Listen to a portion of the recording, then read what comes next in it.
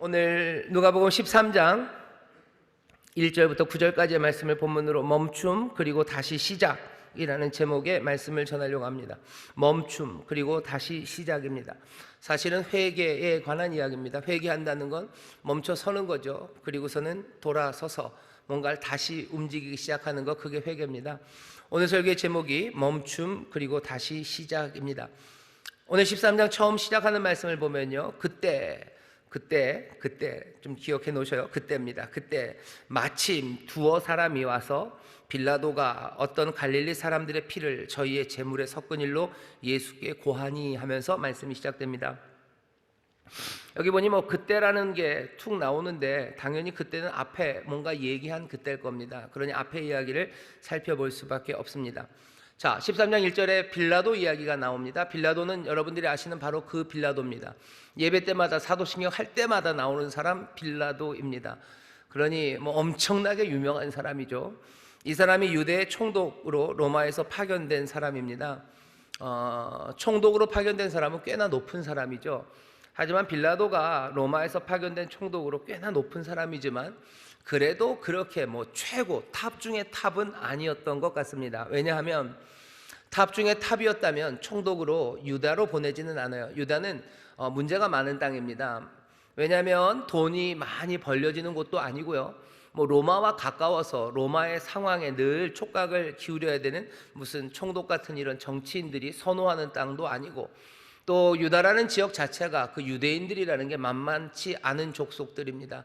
다른 사람들은 쉽게 정복자의 문화에 동화되고 금방 따라가서 그냥 색깔이 없어지는데, 유대인들은 유명했어요. 수백 년 전서부터 아수르, 무슨 바벨론, 여러 왕조들, 알렉산더, 누가 와서 뭐를 어떻게 해도 전쟁에서 깨져서 이기지는 못해도요, 이 사람들은 변하지는 않는 사람들이에요. 끝까지 안식을 지키겠다고 아둑바둑하고요, 뭔가 자기들이 예배하는 여호와 하나님을 건드리는 것에 대해서는 생명을 불사하고 달려듭니다. 전쟁은 못 이겨요. 근데 꺾이지는 않는 사람들이 유대인들입니다.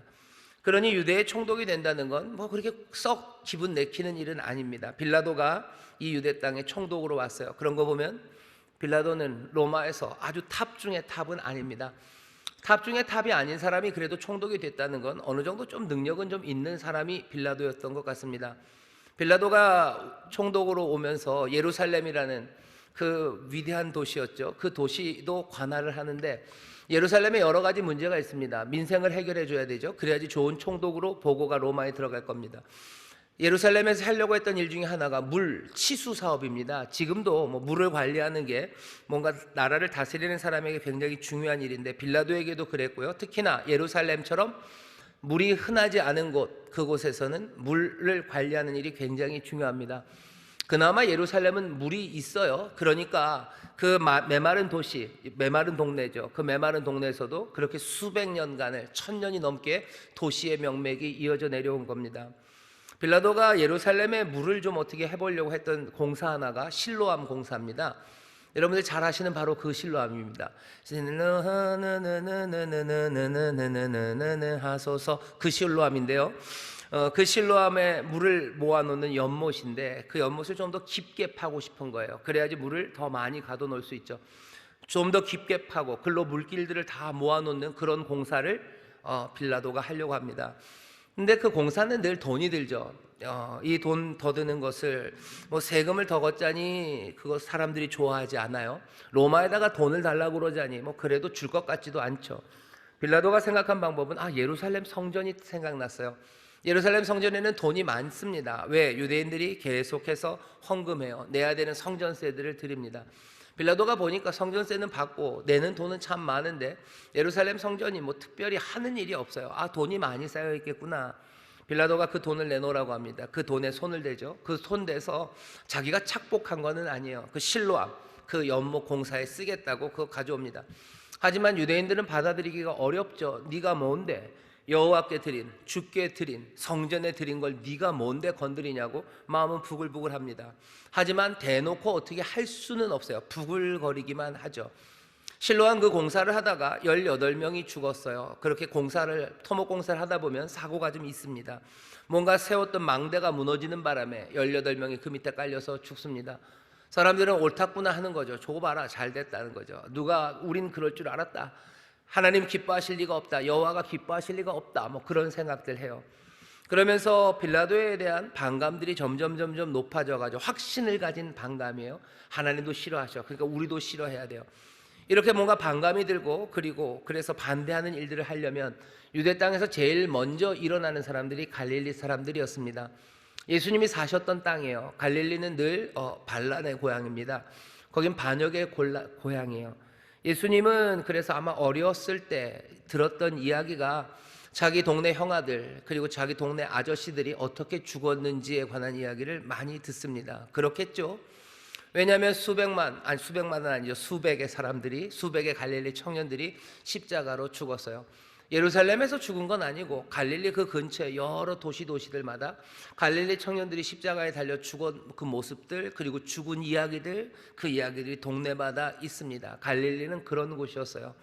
빌라도에 반대하는 사람들, 갈릴리 청년들이 일어납니다. 그리고서는 예루살렘으로 가죠. 빌라도에게 반대하는 뭔가를 하겠다고 마음을 먹고 갑니다.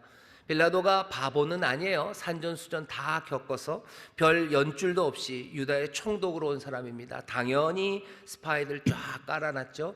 갈릴리 사람들, 청년들이 예루살렘에 뭔가 봉기를 하러, 반란을 하러, 아니면 뭔가 데모하러 왔다는 이야기를 들어요. 그리고는 로마 군인들을 거기다 섞어 놓습니다. 성전이라 안심을 했었었는지 갈릴리 청년들이 거기서 뭔가 주동적으로 일을 벌리는 그때 변장하고 있던 로마 군인들이 갈릴리 청년들, 주동자들이 누군지 다 알죠. 잡아서 죽입니다. 잡아서 죽이고 어떻게 하냐면, 성전 안에 하나님 앞에 제사 드리기 위해서 잡았던 짐승들이 있어요. 그 동물들 피를 뿌리기 위해서 모아놓은 거, 거기다 그 피를 다 섞어버립니다. 뭔가 영광스러운 일을 위해서 왔던 갈릴리 청년들에게 가장 비참하고 모욕적인 일들을 그들에게 행한 거고요. 그리고 또 예루살렘 그리고 유대인들에게 그냥 치욕을 안겨준 겁니다. 빌라도는 노련해요. 어떻게 사람들을 다뤄야 되는지를 알아요. 물 만들기 위해서 실로암을 해야 되는 것도 알고, 세금 거두면 안 된다는 것도 알고, 돈을 어디서 꺼내오는지도 알고, 반란을 어떻게 진압하는지도 알고, 진압하기 위해서 어떻게 짓밟아줘야 되는지 아는 사람이 빌라도입니다. 자, 그런 일이 있었어요. 13장 1절입니다. 그 얘기를 하는 거예요. 그때 마침 두어 사람이 와서 빌라도가 어떤 갈릴리 사람들의 피를 저희의 제물에 섞은 일로 예수께 고하니, 지금 13장 1절은 지금 뉴스 속보가 나오는 게 아닙니다. 예수님이 뭔가 말씀하시고 있는데 그 뒤에 화면이 떠서 YTN 라이브, 그래서 속보, 무슨 빌라도가 갈릴리 사람들의 피를 동물의 피에 섞었다, 지금 속보가 나오는 거 아니에요. 예수님 이 이야기 벌써 다 아십니다. 얼마 전에 벌어진 일이에요. 예루살렘뿐만 아니라 온 유다가 다 아는 이야기입니다. 다 아는 이야기를 왜 두 사람이 예수님에게 와서 이 말을 합니까? 이 말을 할 때는 그때입니다. 그때는 언제냐면, 장을 구분해서 그렇지 우리가 읽은 13장의 조금 앞에 한 3-4절 위에 보면 예수님이 어떤 이야기를 하고 계셨는지 우리가 알 수 있어요. 이 사람들이 쑥 끼어들면서 예수님의 말을 지금 가로막은 거예요. 예수님은 무슨 얘기를 하고 있었냐면 이런 얘기 하셨어요. 너희들이 하늘을 보면 날씨를 안대요. 너희들 대단해. 서쪽에서 구름이 오면 비가 온다고 그러지 않냐? 그럼 진짜 비가 오지. 서쪽은 저쪽 지중해입니다. 바다 쪽에서 구름이 오면 당연히 습기를 머금고 있겠죠.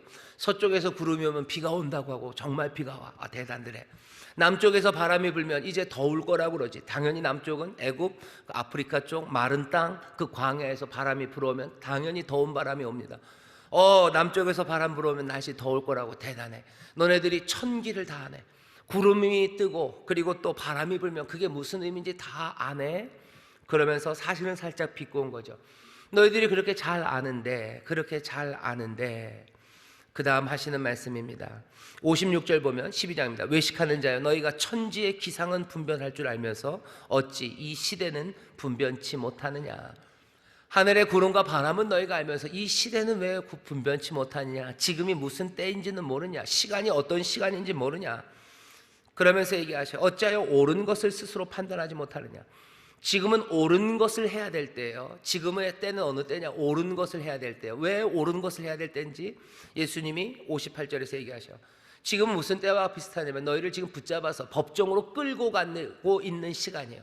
심판받겠다고 끌고 가고 있는 시간. 이제 곧 도착할 거예요. 시간이 얼마 남지 않았어요. 그러니 너희가 지금 할 수 있는 대로 옳은 일 해야 돼요. 왜? 너희가 그 심판자 앞에 설 거예요.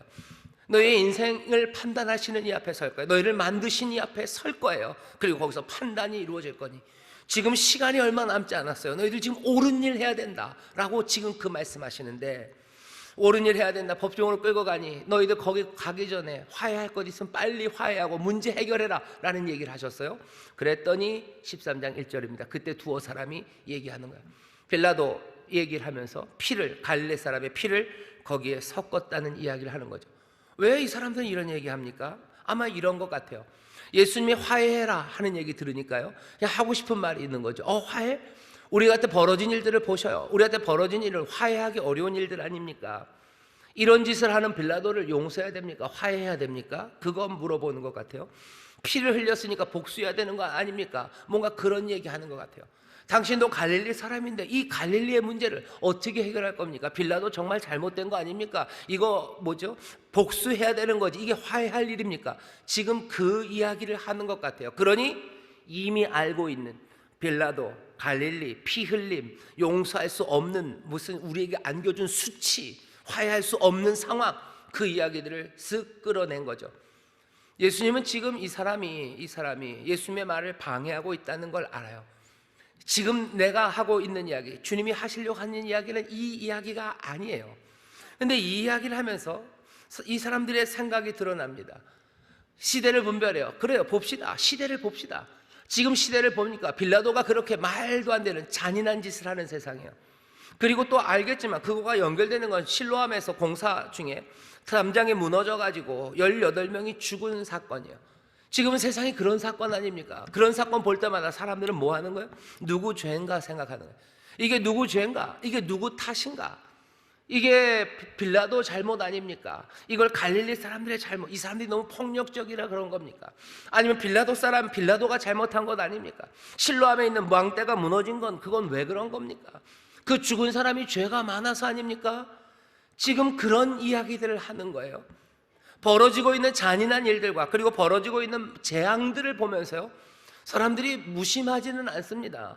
그것들 보면서 생각들이 있죠. 우리도 지금 벌어지고 있는 일들을 보면서 생각들이 있습니다. 무슨 극초음속 미사일을 막 쏴대는 푸틴 그리고 러시아의 미국이를 볼 때마다 생각들이 있죠. 이게 누구 잘못인가? 정신 나간 푸틴 잘못이에요. 무슨 그 대통령, 우크라이나 대통령이 어리석어서 그래요? 그런 무슨 코미디언 대통령을 뽑은 우크라이나 사람들의 잘못이에요? 이건 유엔의 잘못이에요? 제재 못하는 유엔의 잘못이에요?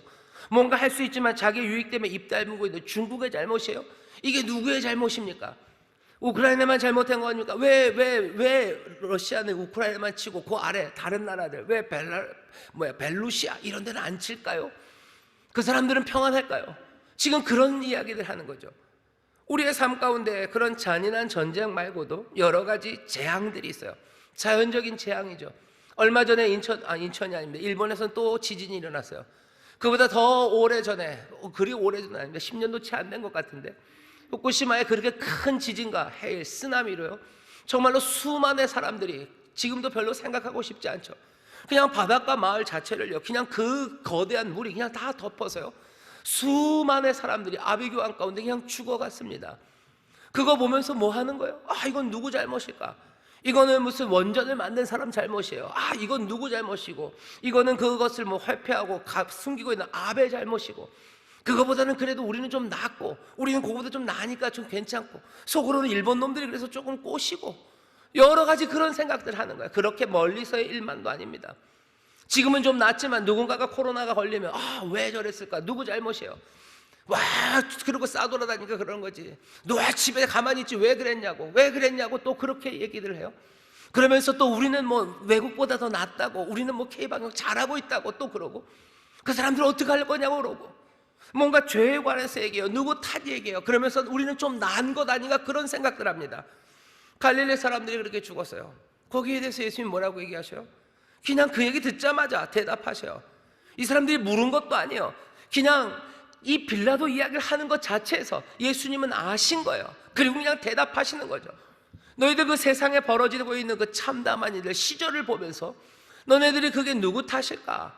여기에 대해서 뭘 복수할까? 여기에서 우리는 그거보단 좀 나을까? 지금 그거 생각할 것 아니다. 예수님 하시는 대답 들어보세요. 똑같은 이야기를 2번 하십니다. 똑같은 질문 2번 하시고 똑같은 대답 2번 하셔요. 이렇게 얘기하셔요. 2절부터 제가 읽겠습니다. 대답하여 가라사대 너희는 이 갈릴리 사람들이 이같이 해 받음으로써 모든 갈릴리 사람보다 죄가 더 있는 줄 아느냐? 여기서 죽은 그 갈릴리 청년들이 저기 안 죽은 사람들보다 죄가 더 많아서 죽었다고 생각하는 거냐? 물으시는 거예요. 또 똑같은 질문입니다. 4절입니다. 실로암에서 망대가 무너져 치여 죽은 18사람이 예루살렘에 거한 모든 사람보다 죄가 더 있는 줄 아느냐? 예루살렘에 있는 실로암에서 18명이 죽었어요. 망대가 넘어져서 죽었어요. 그러면 이 18명이 안 죽은 그 사람들보다 죄가 더 많아서 죽었다고 생각하냐? 어떤 사람들은 그렇게 생각할지 몰라요.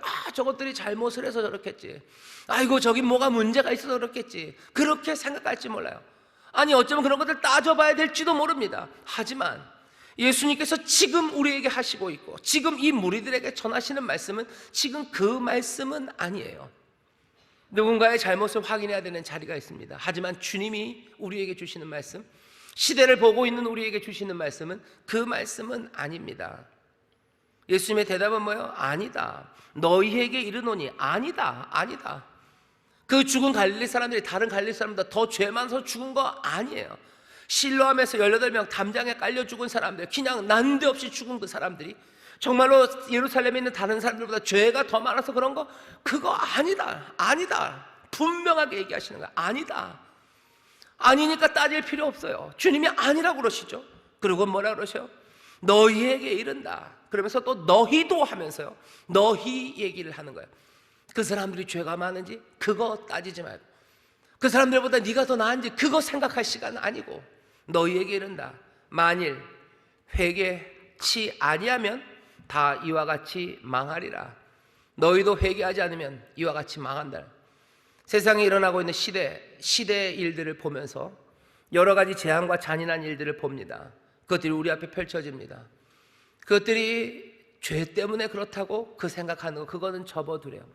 예수님이 얘기하시네요. 그 얘기는 지금 하지 말자. 지금 해야 될 일은 그 일이 아닙니다. 지금 우리 가운데 보여지는 이 잔인하고 어쩌면 이 재앙들 앞에서 예수님이 우리에게 요구하시는 것, 보라고 하는 건 이런 거죠.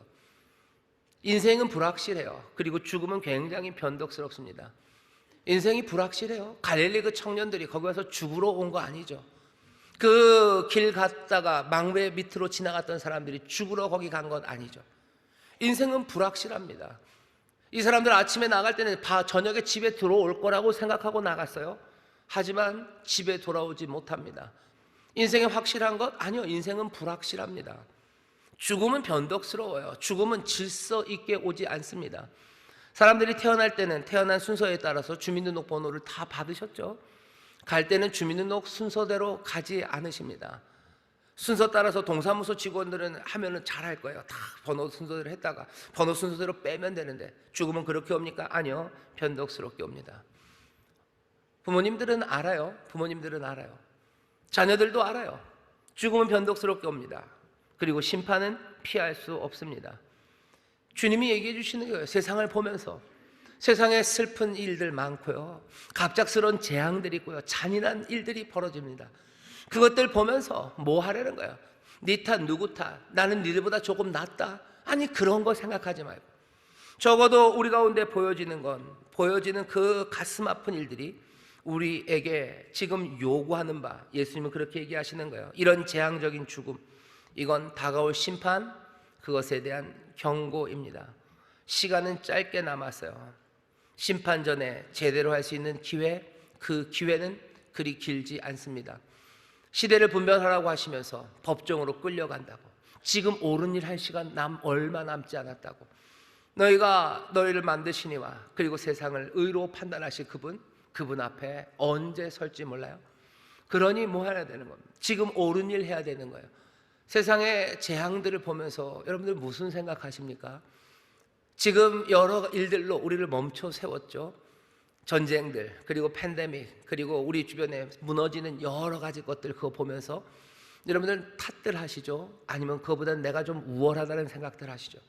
그러면서 거기에서 한가하게 뭔가를 얘기들 하시죠? 내 이야기가 아닌 것 같이 얘기하시죠? 하지만 예수님 얘기하시냐, 그것들 보면서 이것들이 네 이야기가 된다는 거 그거 생각해야 돼. 너희에게 말한다. 너희도 회개하지 않으면 너희도 그들같이 망할 거예요. 그러니 지금 일어나고 있는 여러 가지 일들을 보면서 여러분 남 탓하고, 그리고 또 내가 그거보다는 좀 낫다는 생각들, 아니면 내 얘기가 아닌 것처럼 그렇게 지금 생각해야 될 시간이 아닙니다. 주께서 우리에게 요구하시는 바는 다른 것 아니에요. 시간은 많지 않아요. 네 삶의 새로운 회개, 변화, 다가오는 심판에 대해서 그 심판날 내가 쓸 것을 기억하고 지금 옳은 일 해야 될 것, 그것을 경고하십니다. 오늘 우리에게 주시는 말씀은 이 경고의 말씀입니다. 여러분들 주님의 말씀을 들으시기를, 너희에게 하신다 하시면서 하신 이 말씀을 여러분들 마음에 받으시기를 주의 이름으로 축원합니다. 시간은 많지 않아요. 심판은 다가오고 있어요. 옳은 일 해야 할 시간입니다. 이런 것들을 뭐라 그래요? 회개라고 그래요. 멈춰 서는 거죠. 시절을 보면서 멈춰 섭니다. 그리고는 어떻게 해요? 다시 시작해야 돼요. 이 회개에 대해서 예수님께서 1절부터 5절까지 경고하셨어요. 더 어떻게 할 수 없을 만큼 강력하게 경고하시고, 너희 시간이 얼마 남지 않아. 너희도 회개하지 않으면 너희도 이와 같이 될 거예요. 급박하게 올 거예요. 그때는 손 쓸 틈도 없을 거예요. 그러니 지금 너희의 삶을 바꿔야 된다고 얘기하셔요. 이 준엄한 경고에 더불어서 그럼 이 회개가 어떻게 이루어지는 건지, 어떤 사람은 그럴 수 있어요. 내가 회개할 게 있을까 싶을 사람들도 있어요. 회개한다고 뭐가 달라질 수 있을까 생각하는 사람들도 있습니다. 그런 사람들 그 마음을 주님이 아셔요. 그러니 비유로 또 가르치기 시작하십니다. 엄중하게 경고하시고 비유의 말씀을 하셔요. 비유의 말씀을 제가 읽겠습니다. 6절입니다. 이에 비유로 말씀하시되 한 사람이 포도원에 무화과 나무를 심은 것이 있더니 와서 그 열매를 구하였으나 얻지 못한지라. 거원지기가 이르되 내가 3년을 와서 가원지기에게 이르되 내가 3년을 와서 이 무화과 나무의 실과를 구하되 얻지 못하니 찍어버리라. 어찌 땅만 버리느냐. 대답하여 가로되 주인이여 금년에도 그대로 두소서. 내가 두릅하고 거름을 줄이니 이후에 만일 실과가 열면이거니와 그렇지 않으면 찍어버리소서 하였다 하시니라. 6절부터 9절까지 짧은 비유입니다. 이 비유의 말씀이 회개에 대해서 많은 것들을 얘기해 주셔요. 세상을 분별하면서 지금 새롭게 결단하는 사람들에게 전하고 싶으신 말씀이 있습니다. 처음 시작은 이렇게 되죠. 어떤 한 사람이 포도원에 무화과 나무 심은 것을 있어요. 비유는 늘 우리를 좀 고개를 갸우뚱하게 합니다. 갸우뚱한 시작은 왜 무화과 나무를 포도밭에 심었냐는 거죠. 무화과 나무를 포도밭에 심을 일이 아닙니다. 사실은 무화과 나무를 뭐 그렇게 정성껏 할 일이 아니에요. 포도원은요 굉장히 정성껏 가꾸어집니다. 우리 인천에도 여기는 아니지만 뭐 대부도만 가도요 뭐라 그러나 그 포도밭이 많습니다. 우리 성도님들 중에서도 포도원 하시는 분들이 있어요. 포도 농사 지으시는 분들이 계셔요. 전에는 더 많았는데 요즘은 조금 줄어들었는데요. 아무래도 저쪽 대부도나 뭐 영흥 이런 데가 개발이 되면서 포도 하면 정성껏 가꿉니다. 뭐 그냥 가지 하나하나 그거 하나 넝쿨 가는 거, 우리나라만 그런 건 아니에요. 땅 넓은 무슨 유럽이나 뭐 그런 데서도요 포도밭은 정말 아름답게 가꿔요. 그림처럼 가꾸죠. 영화 같은 데 보면 나파밸리 그래서 쫙 있고 뭐 포도나무 쫙 있고 뭐 프랑스 보르도 뭐 이런 데 보면 정말로 정성껏 갈고 그렇게 또 가꾸는 게 포도밭입니다. 무화과는 아니에요. 제가 일부 설교 때 무화과처럼 뭐 아마 대추나무 비슷했을 거라고, 대추나무 과수원이 있냐고 그랬더니 저쪽에 있던 성도님이 예 있어요 그러시더라고요. 분명히 시골에서 대추 농사를 지으신 분 같은데 대추 농사를 짓는다 그래도요 포도밭처럼은 하지 않을 겁니다. 그냥 그러니까 대추는 동네에 있는 대추나무 그냥 따먹는 거예요. 예수님도 길 가다가 무화과나무 막 따 드십니다. 왜냐하면 무화과는 그런 거예요. 포도처럼 그렇게 정성껏 가꿔야 되는 그런 나무가 아닙니다. 그냥 대충 자라요. 그리고 그것이 그렇게 값어치 있게 쓰여지지도 않아요. 그러니 무화과 나무 밭을 만들 이야기는 없어요. 무화과 나무 이야기만 있죠. 하지만 포도원은 다릅니다. 포도원은 정성을 다해서 가꿔야 되는 거예요. 그게 의미가 있고 가치가 있는 그런 밭이기 때문입니다. 여기 보면 포도원에 무화과 나무를 심었대요. 여기서부터 이상하죠. 여기 이 심은 사람은 의도가 분명합니다. 왜 그랬어요? 특별하게 가꾸고 싶은 거죠. 이 무화과 나무에서 좋은 열매를 얻고 싶은 거죠. 아니면 그냥 놔두면 됩니다. 그럼 무화과는 그냥 열려요. 그냥 그거 먹으면 되는데, 이 사람은 포도나무 있는 포도원에 이 무화과 나무를 두었습니다. 그냥 내버려둬도 돼요. 하지만 그 안으로 들여 놓으셨어요. 그냥 안 돌봐도 돼요. 그게 합당합니다. 그런데도 불구하고 돌보기 시작한 나무가 무화과 나무입니다. 여기 포도밭에 심은 무화과 나무, 예수님 지금 이 사람이 누구라고 얘기해요? 너희가 그렇다라는 이야기를 하시는 거겠죠. 이 사람들은 이스라엘은 무화과로 비유됐어요. 하나님 아브라함의 자손이요, 야곱의 자손이요, 이스라엘 사기꾼의 자식들이에요.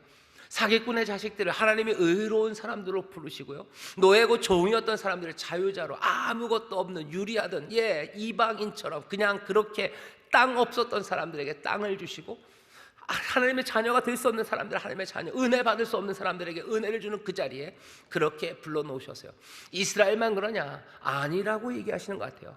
오늘 주님이 우리에게 얘기하시는 거예요. 너희들 무화과 나무를 내가 포도원에 두었어요. 하나님의 자녀 되는 자리에 두셨어요. 하나님의 위대한 삶으로 주셨어요. 복 받기에도 합당하지 않는 우리에게 복을 주시겠다고 하시고, 아니 그리스도처럼 세상에 복이 되는 사람이 되라는 놀라운 의도를 가지고 그 무화과 나무를 포도원에 두듯이 우리를 그 은혜 안에 두셨습니다. 비유의 말씀이에요. 포도원에 무화과 나무를 심었습니다. 그러고는 어떻게 하셨어요? 그리고는 열매를 구합니다. 당연하시죠? 열매도 좋은 열매 맺을 걸 기대할 겁니다. 그런데 얻지 못합니다. 상황은 이렇게 된 거죠. 과원지기 하는 말을 들어보면 압니다. 내가 3년을 와서 무화과 나무에서 실과를 구하되 얻지 못하였다. 몇 년이? 3년입니다. 3년이면 무화과 나무가 열매를 맺어야 되는 시간이에요. 오래 기다리셨습니다. 3년을 기다렸는데 아무것도 없어요. 기다리는 그 기다림이 그냥 햇반 2분 해놓고서 전자레인지에 넣고 돌리시는 시간 아니에요. 그냥 그 20분은 그냥 기다리면 돼요. 땡 하면 가면 되는 거니까. 아니면 여기 인천터미널에 버스 기다리면서 이런 시간을 잘못 맞춰서 40분을 기다려야 되네. 그냥 텔레비 전국노래자랑 요새는 전국노래자랑 안 하죠. 뭘 해도 보면서, 자연인이라도 보면서 그냥 과자나 먹으면서 기다리고 있다가 그냥 버스 타고 가야 되는 그 시간 기다리시는 거 아니에요. 하나님께서 기다리셨던 시간에 대해서 우리에게 알려주는 건요, 늘 하나님에게 그 시간은 고통의 시간이에요. 이사야식으로 말하면 아이를 낳아야 되는 산모가 아이가 태어날 때 그때를 기다리는 그 숨막힘으로 기다리시는 거예요. 여러분들 부모님들도 아시죠? 내 딸이 집을 나갔어요. 그것도 그냥 3살짜리 4살짜리가 나가도 그렇고, 딸은 좀 늘 그런가 봅니다. 사춘기 이제는 말만한 애가 나갔어요. 당연히 그냥 집에 들어올 거라고 생각하고 그냥 기다리는 부모가 있습니까? 없죠. 기다릴 때 어떻게 돼요? 피가 마르죠. 피가 마르고 손이 마르고 그냥 등에서 땀이 찌끔 났다가도 그냥 막 오한이들 부들부들 떨리기도 하고 그렇게 기다려요. 하나님께서 기다리십니다. 어떻게 기다려요? 고통스럽게 기다리시는 거예요. 하나님의 기다리심이 늘 그래요. 하나님이 우리를 기다리실 때 그냥 편하게, 평강의 하나님이니 마음 편하게? 아니요, 부르고 또 부르셔요. 얼마나 간절하게 부르셨는지를 우리가 어떻게 알아요? 십자가가 우리에게 말해주는 것, 그 간절함입니다. 얼만큼이요? 자기의 모든 것들을 다 쏟아낼 만큼이요, 살을 찢을 만큼, 피를 쏟을 만큼 그렇게 그 사랑으로 기다리신 거예요. 여러분들 기다리고 기다리면 눈이 빠질 것처럼 기다리는 거예요. 그냥 창자가 꼬이고 배가 아플 만큼 기다리는 거예요. 부르고 부르다가 내 창자가 다 토해 나올 것처럼 그렇게 부르시는 거예요. 그렇게 부르시며 기다리셨어요. 얼마큼을? 3년을 기다리셨어요. 은혜의 땅에 심어 놓으시고 좋은 열매 맺을 거라고 기대하셨어요. 당연히 앞에 있는 말 우리가 압니다. 이제 시대를 분별해라. 너희들 그 시대를 분별하니 이제 옳은 일 할 때다. 하나님 보시기에 옳은 일, 하나님의 자녀로 삼으셨으면 3년이면 하나님의 자녀답게 살 거라고 생각하셨고, 3년이면 하나님 백성답게 살 거라고 생각하셨고, 은혜의 땅에서 날마다 은혜를 주시고 날마다 필요한 것들을 다 채워주셨으면 3년이면 될 거라고 생각하셨어요. 그렇게 기다렸건만 아무것도 구하지 못하셨답니다. 고통스럽게 그렇게 하셨대요. 하나님이 너희들 회개하지 않으면 내가 찍어버리겠다, 너희들 멸망한다 얘기했을 때 하나님 너무하시네 라고 얘기할지는 몰라요. 하나님의 공의, 그건 굉장히 차가운 거다 생각할지 몰라요. 하지만 하나님의 공의가 말해지는 자리는요, 이 은혜 안에서입니다. 하나님이 심판하시는 그 자리에서도 은혜를 잊지 않으셔요. 하나님의 의를 말하는 그곳에는 하나님의 은혜가 분명합니다. 포도원에 무화과나무를 심으시고 가장 귀한 거 기대하시고 가장 좋은 거 채우시며 3년을 그렇게 학수고대요. 손이 마르도록 기다리신 거예요. 비벼서 마른 거예요. 그냥 꼬여서 마른 거예요. 애가 타며 그렇게 기다리신 거예요. 그렇게 부르시고 기다리셨는데 아무것도 맺지 못합니다. 굉장히 슬픈 평가가 하나 나와요. 뭐라 그러셔요? 내가 땅만 버렸구나 하는 거예요. 땅만 버렸구나. 제가 읽어보겠습니다. 7절입니다. 과원지기에게 이르되 내가 3년을 와서 이 무화과나무의 실과를 구하되 얻지 못하니 찍어버려라. 그러고서 한마디 덧붙이시오. 어찌 땅만 버리느냐.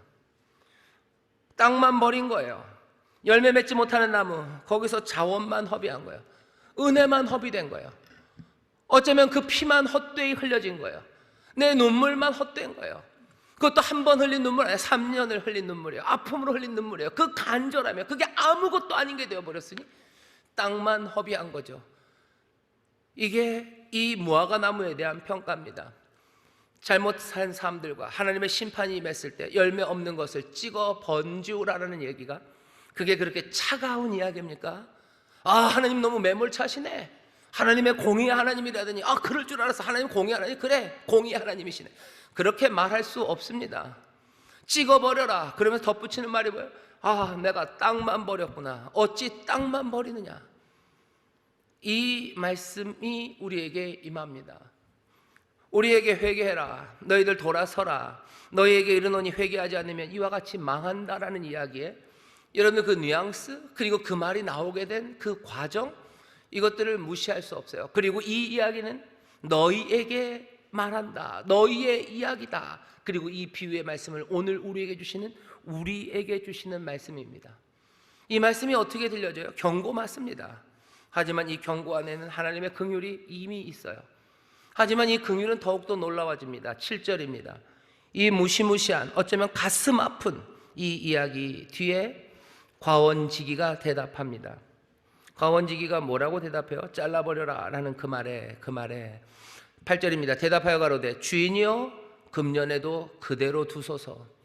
그냥 두시래요. 그냥 두소서. 내가 두릅하고 거름을 줄이니 이후에 만일 실과가 열면이거니와 그렇지 않으면 찍어버리소서 하였다 하시니라. 과원지기의 말을 들어보세요. 이 과원지기가 뭐라고 얘기합니까? 그대로 두시라고. 그대로 두셔요 라고 얘기합니다. 그대로 두셔요. 그대로 두랍니다. 그대로 두라는 말이 헬라어로 아페스예요. 아페스. 그냥 그대로 두세요. 아페스.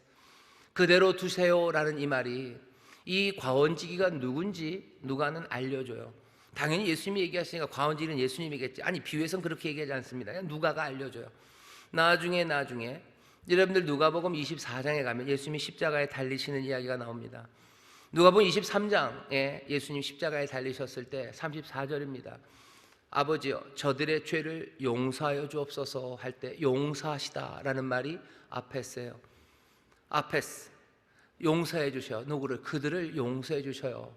그들을 그대로 두세요 라고 얘기하시는 거예요. 그대로 두세요. 그대로 두세요.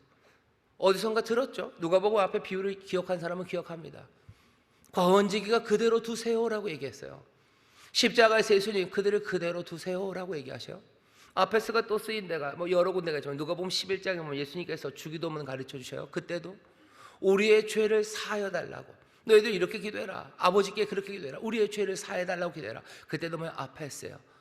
그냥 용서하시고 사하시고 그대로 두어 달라고. 이제껏 또 기다리셨어요. 하나님이 마음이 아주 성마르신 분이 아니에요. 그냥 하면 팍팍 하신 분이 아니에요. 3년을 그렇게 고통스럽게 기다리고 모든 것들을 쏟아부으시고 은혜로 기다리셨어요. 근데 거기에 과원지기는 또 뭐라고요? 그래도 사하여 주시라고. 그대로 두시라고. 금년에는 그냥 두시라고. 앞에 갈릴리 사람들은 왜 죽었나 사람들이 물어보죠. 예수님의 대답이요. 니들은 왜 사는 줄 아냐는 거야. 니들은 지금 왜 살아있는지를 아냐 묻는 거죠. 사람들 쟤들은 왜 죽었을까? 누구의 죄일까? 아니 그럼 너네들은 왜 살고 있는지에 대해서 알려주마죠. 은혜로 무화과 나무를 포도원에 심으셔놓고 그래서 우리는 거기 있는 거예요. 내가 지금 살아가는 땅이 포도원 맞습니다. 과분한 것들 누리고 삽니다. 내가 짓지 않은 것들 내가 입고 살아요. 내가 만들지 않은 것들 누리며 살아요. 내게 합당하지 않은 과분한 은혜와 그리고 그 돌보심 가운데 내가 삽니다. 은혜 안에서, 포도원 안에서 무화과나무가 살아요. 그렇지만 나는 그 3년의 아픔의 기다림에서도 나는 열매 없이 난 그래도 삽니다. 내가 한 번을 더 사는 거, 내가 지금 또 오늘 하루를 더 사는 거 왜 사냐고 묻는다면 예수님 대답하시네요. 과원지기가 그대로 두소서, 사시옵소서, 그대로 두시옵소서. 그리고는 끝입니까? 아니요. 내가 두릅하고 내가 거름을 주겠대요. 내가 수고하겠대요. 내가 열심을 다하겠대요. 우리의 구원이 우리가 이루는 일이라고. 아니요. 이사야서 9장 7절에 보면 여호와께서 평강으로 다스릴 거예요. 여호와께서 새롭게 다스릴 거예요. 하지만 그 모든 일은 누가? 만군의 여호와의 열심히 그것을 이룬다고 하셨어요. 내가 지금 살아가는 게 가원지기가 두릅하고 거름을 주시면서 내가 살아가는 거예요. 사시고 사시옵소서라는 말에 그 주인이 그래 내가 사한다, 내가 그대로 둔다는 그 은혜, 그 오래 참으심 안에 내가 살아가는 거라는 거. 예수님 그 얘기 하시는 거예요. 남들 죽은 거 보고 그 사람들 왜 죽었는지, 거기에 있는 재앙에 대해서, 아니 그러지 말고 그 재앙 가운데 네가 살고 있는 네 삶을 생각해 보라는 거죠. 너희도 죄인이면 죽어도 할 말 없어요. 인생은 그렇게 불확실하고 죽음이라는 건 늘 변덕스럽고 우리의 삶은 언제든지 그냥 눈 깜빡할 사이에 우리를 만드신 분 앞에 서 있을 수 있어요. 그런데 내가 지금 여기에 살아가는 거예요. 거기에 대해서 얘기해 주시는 거예요. 사람들아, 무화과나무를 포도원에 심으시고 3년을 기다리셨으나 아무 열매 없었어. 찍어버리라 말해야 되는 거 맞고, 아니 찍어버리라 얘기하시고, 세례요한이 그러죠. 도끼는 이미 나무 뿌리에 놓였고 이제 좋은 열매 맺지 않는 건 찍어 불에 던주리라 하신다고 그렇게 경고의 말이 왔어요. 그러나 여기 과원지기가 사시옵소서, 기다리시옵소서, 그대로 두시옵소서. 거기가 끝이에요? 아니에요. 내가 파고 내가 거름 주겠다고, 내가 천천히 해요. 무슨 가짜 열매 달라고 하시는 거 아니에요. 뭐 어떻게 하겠다는 거 아니에요. 어쩌면 이제과 똑같이 거름 주실 거예요. 3년 동안 그 일 하셨을 거예요. 내 삶에 갑자기 달라지는 거, 오늘 이 설교 지나고 나서 갑자기 예수님 오셔서 우리의 손가락 손마디를 똑똑똑똑 부러뜨리면서 너 잘할까 못할까 그렇게 하지 않으실 거예요. 이제껏 하셨던 것처럼 거름 주시고 은혜 주시고 그 감동으로 우리를 밀어붙이시지만 어쩌면 지난 3년처럼 그 포도원에 있는 무화과나무는 또 열매 맺지 못할지도 모릅니다. 오늘 이 비유의 마지막은 뭐예요? 이 무화과나무가 어떻게 될까요? 여기 이 비유에서 무화과나무 어디 한 대 맞은 것도 없어요. 한 대 맞은 것도 없고, 그리고 아직 어떻게 될지도 모릅니다. 예수님이 사하시라고, 그냥 그대로 두시라고, 저들이 하는 일을 모른다고 아버지에게 얘기해요. 그 얘기를 우리에게 들려주시는 건 이제 뭐야? 멈춰서서 이 비유를 들으라는 건 우리가 하는 일 보라는 거죠. 우리가 지금 어디에 있는지 보라는 거죠. 포도원에 있는 무화과나무, 기대를 가지고 부족하지만 포도나무가 아니지만 기대하며 심어놓은 이 무화과나무, 합당하지 않지만 하나님의 자녀 삼아서 기대하시는 그 나무가 무슨 삶의 변화를 만들어낼지. 1년이면 아무 말 안 하셨을지도 몰라요. 3년이면 할 만하니까 하신 것 아니겠습니까? 우리 가운데도 마찬가지예요. 이제 막 예수 믿은 사람들, 그 사람들에까지 얘기할 필요는 없어요. 하지만 3년이면 꼭 3년, 난 2년 됐으니까 그건 안 돼요. 그 얘기는 아니죠. 10년, 20년 여전히 내 삶에 옳은 것, 하나님의 자녀다운 것, 하나님의 나라 백성다운 것, 그 열매가 아무것도 없다면 뭐 하시겠습니까? 그 나무는 새 열매를 맺게 되겠습니까? 오늘 그 질문을 던지시는 거예요. 주께서는 또 파시고 가원지기는 거름을 주실 겁니다. 무화과나무가 볼 때는 아무것도 달라진 게 없을 거예요. 늘 그랬을 것 같습니다. 늘 과원지기가 나에게 거름을 주었어요. 늘 나는 포도나무 그 밭에 있었어요. 그러니 어제와 오늘이 똑같아요? 그러니 내일도 똑같이 살 겁니까? 아니, 우리는 오늘 다른 이야기를 들었어요. 다음 주 주일이 오늘과 그렇게 많이 다르진 않을 겁니다. 하지만 오늘처럼 그 다음 주일도 하나님의 은혜, 주의 은혜가 우리와 함께 하실 거예요. 주가 부으시는 거름, 그리고 참으시는 아버지, 그리고 용서하시기를 기뻐하시는 분, 그리고 우리를 향한 기대 여전할 겁니다. 우리는 또 그 시간들을 아무것도 아닌 양 열매 없이 그렇게 살 수도 있습니다. 하지만 경고로 끝나죠. 다음에는 열매, 좋은 열매를 열면이거니와 그렇지 않으면 찍어 버리소서. 분명히 하나님의 긍휼, 주님의 놀라우신 은혜를 얘기해요. 하지만 마지막은 경고로 맞춰집니다. 분명한 경고의 말씀도 우리 가운데 들립니다. 오늘 이 말씀을 우리에게 주시는 거죠. 우리의 주변을 돌아보면 여러 가지 잔인한 일들, 그리고 재앙들, 감당할 수 없는 시련들, 그런 것들 보입니다. 정신없게 하는 것에서 누구 탓하고, 아니면 내가 그거보다는 좀 나은가 보다 하고 뭔가 생각이 이상한 데로 가요. 오늘 이 어려운 시절들을 보면서 예수님이 우리에게 요구하는 바는 네 삶을, 네가 오늘 살아있다는 것, 그거 보라는 거죠. 저기서는 그렇게 그냥 극장에 있다가 폭격 맞아서 죽어가는 거 보면서 이 나쁜 푸틴, 이 바보 같은 젤렌스키, 그래도 우리는 여기 있으니 대한민국은 좀 낫네, 우리 대통령 만세? 아니. 누군가가 슬픔으로 죽어가는 일들을 보면서, 누군가가 질병으로 사고로 죽어가는 일들을 보면서, 여기저기 망에 넘어지는 사람들을 보면서 난 세상보다 낫네, 저건 누구 잘못일까? 아니, 그것 아니고 내 삶 가운데 그것들을 보면서 내가 심판자 앞에 설 것, 내가 그분 앞에 섰을 때 내가 두려움으로 떨면서 내 인생에 대해서 변명할 그런 삶이 아니라, 어쩌면 부끄럽고 조금은 부족해도 내 삶의 열매를 기뻐 받으시는 그분 앞에 내어놓을 수 있는 그런 삶들이 되기를 바랍니다. 그게 주님께서 오늘 우리에게 요구하시는 바예요. 두 가지 방향이죠. 하나는 강력한 경고로, 또 하나는 감당할 수 없는 은혜로 우리에게 그 긍휼하심으로 우리에게 지금 요구하고 계시는 겁니다. 사순절입니다. 주의 음성에 귀를 기울이셔, 주의 경고에 귀를 기울이셔, 주의 긍휼하신 그 은혜의 말씀에 귀를 기울이십시오. 귀를 기울이기 위해서 멈추셔요. 그리고 다시 시작하십시오. 옳은 일 시작하셔요. 하나님의 자녀다운 일 시작하셔요. 정말로 하나님 기뻐하시는 그 열매를 시작하셔요. 교회 안에서 봉사하는 그 일들이 그렇게 되기를, 나를 심어놓은 내 직장에서, 그리고 내 가정에서 정말로 하나님 기뻐하시는 옳은 의의 열매들, 그 열매들을 위해서 수고하고 또 애쓰며 나가기 시작할 때 주께서 우리에게 부으시는 그 걸음들, 또 도우시는 그 능력들, 그리고 그 좋은 땅의 자원들이 우리 가운데 새 일을 이루어내시고 좋은 열매들 맺게 하실 줄 믿습니다. 기도하겠습니다. 하나님, 지금은 사순절 또 벌어지는 여러 가지 사건들이 우리로 하여금 우리의 삶을 다시 한번 돌아보며 우리의 살아가고 있는 이 시간이 은혜의 시간이요, 정말로 열매 맺을 복된 시간임을 기억하게 하시사 다시 한번 새롭게 시작하게 하시니 감사합니다. 늘 베푸셨던 은혜, 주여 그것에 눈 떠지게 하시고 우리를 도우시는 그 능력, 그것에 눈 떠지게 하시사 주여 하나씩 전에 없었던 순종과 아버지 하나님 기쁨의 순종이 나타나게 하시고, 아버지 하나님 그 경고의 말씀에 아버지 하나님 정말로 정신 바짝 차리고 또 감사와 감격으로 정말로 하나님의 자녀답게, 예수의 사람답게, 아버지 하나님 교회에 맡겨준 귀하신 일꾼들답게 하나님 우리의 섰는 그 자리에서, 우리를 심으신 그 자리에서 의의 열매를 맺어 영광 올려드리는 복된 삶들이 되게 하여 주옵소서. 감사드리며 예수님 이름으로 기도하옵나이다. 아멘.